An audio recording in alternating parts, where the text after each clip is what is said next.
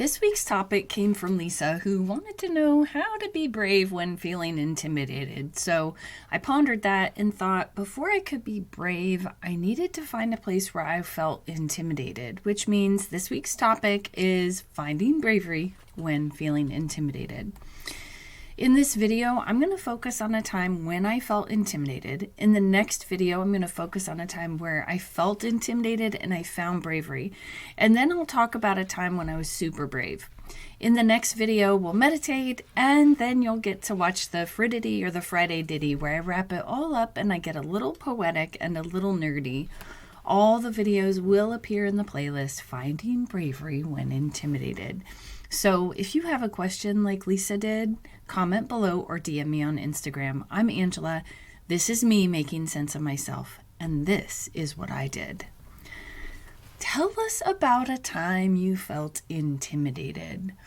Well, I think that, when there are lots of times where I felt intimidated in my life, and I think mostly they were times when I felt like I didn't have the right information or the knowledge to be capable at what I was doing. And it didn't seem to matter if the people around me were saying, oh no, you got this, you could do this.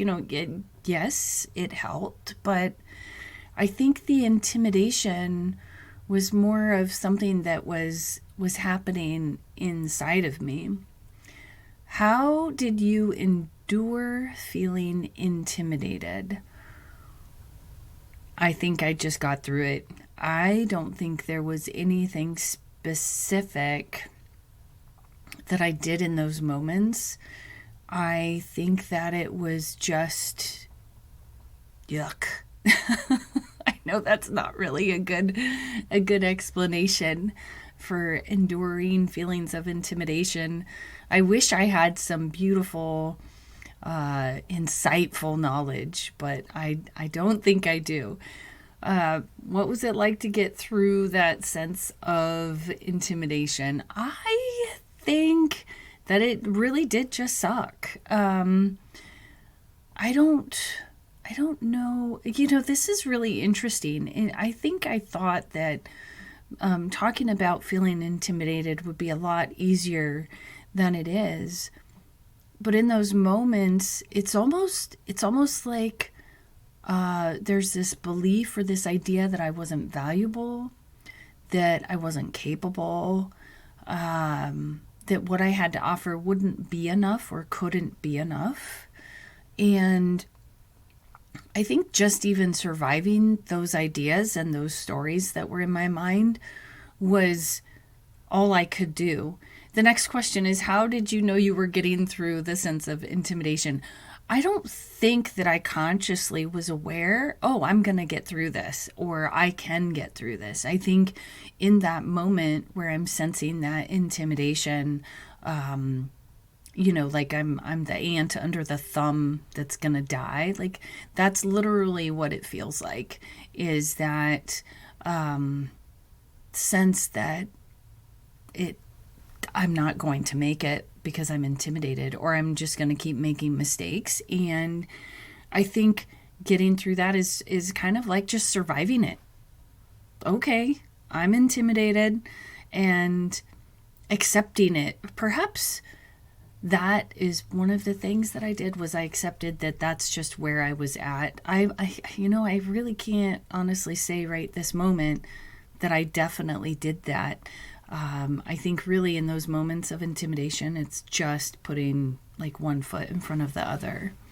So in fact, that's the next question. What did you do to get through the sense of intimidation? I just literally put one foot in front of the other.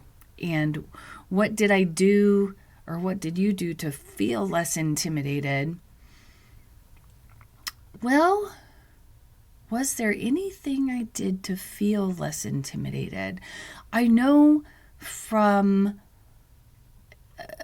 like a social perspective, I probably tried to justify my own behavior, or put down other people's behavior, which is really a very normal human thing to do, because I needed to feel better about who I was.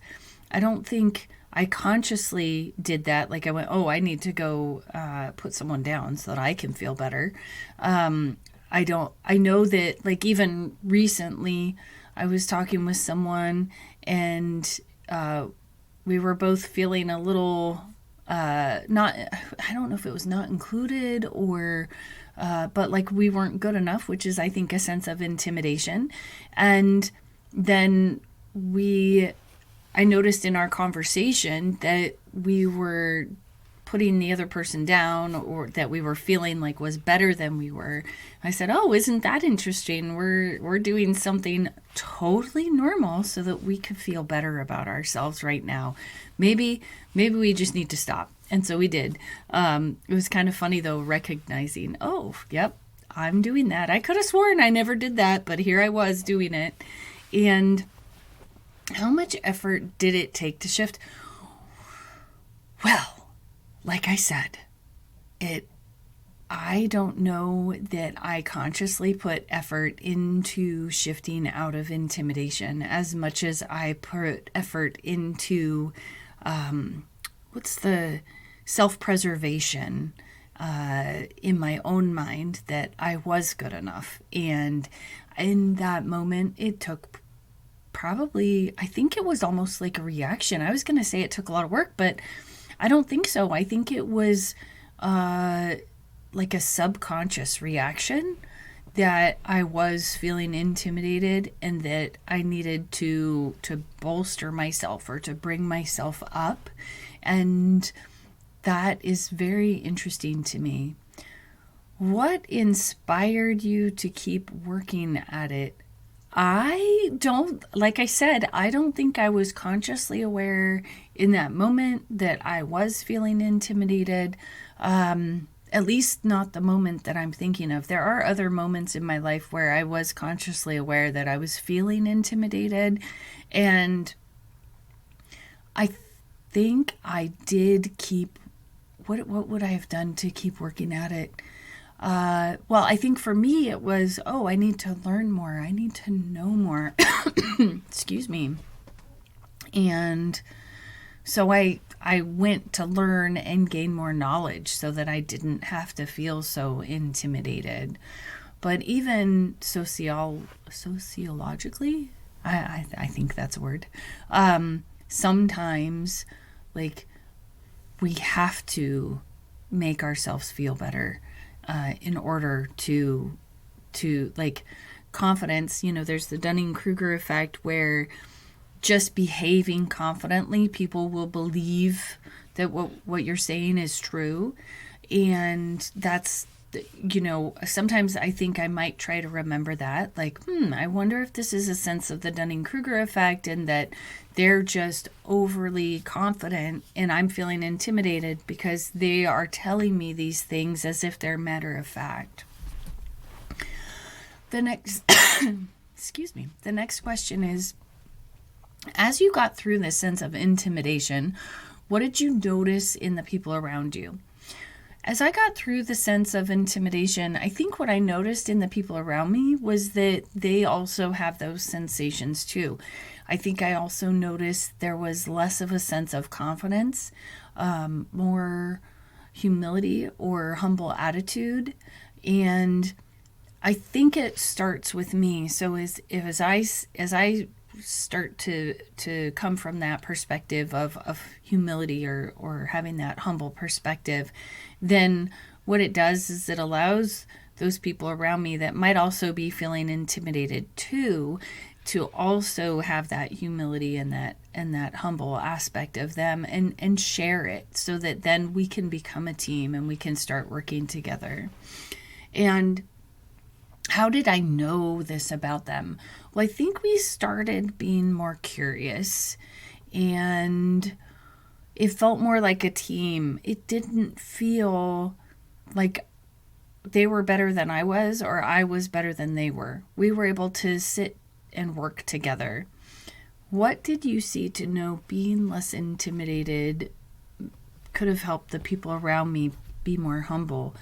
Well, I think, again, it's that teamwork and that working together and that acknowledging that,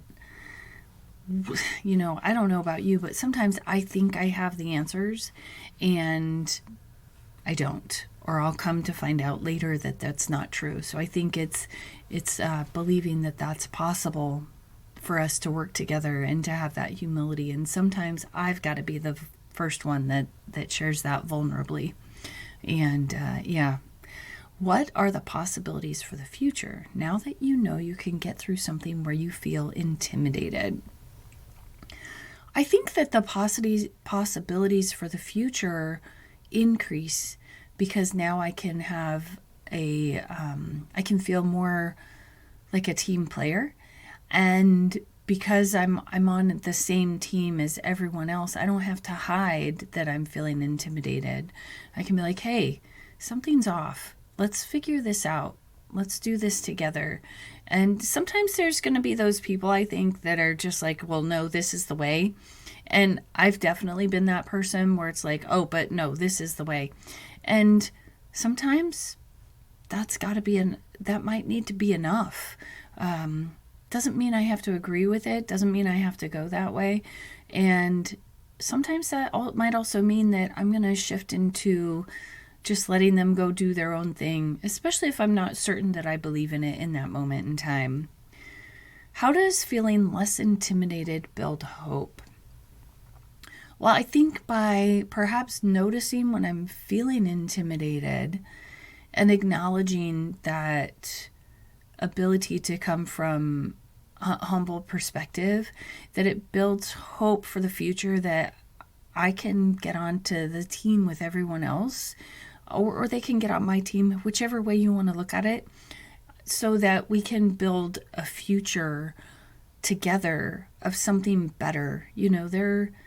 I think for me, some of the coolest things I've learned in the last few years is that we're smarter together. And if I'm feeling intimidated and I'm not sharing those concerns or, those situations, then, or something that's wrong. Like I remember this time I was working for a company where a supervisor was like, hey, somebody had to go to an appointment. When they come in today, don't talk to them. Like to all the staff, like this whole, like 5 or 6 people. And in that moment, I could have been intimidated. And I know that some of the other people works, they didn't say anything. And I stood up and I said, well, yeah, I don't think that's what I'm going to do. That's not okay. And did it win me brownie points with the boss that was asking us to do it? Absolutely not. Absolutely not. It was a very toxic environment. And I was in a position to be like, yeah, I'm not going to let this intimidation of this status disequilibrium take me out. And I also wanted everyone else to know that, hey, that behavior's not okay. It's not okay. So I think the next question is, what skills will you use when you notice you're starting to feel intimidated? I'm going to use the skill of being able to voice my opinion and my concerns. And I think that's really important. So I would love to hear from you. When have you been brave? How did you do that? What did you do? Tell me about it. These videos will be located in the playlist, Finding Bravery When Intimidated. I'm Angela, and this is me making sense of myself.